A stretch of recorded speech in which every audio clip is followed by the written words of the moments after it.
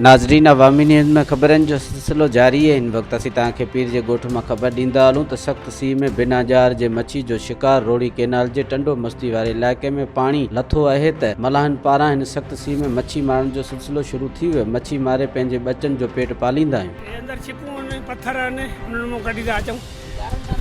जारनि सां न मरिजे, जारनि में लॻा पिया आहिनि, जार उन्हनि में फासे उहे जार वीर भरनि जा आहिनि।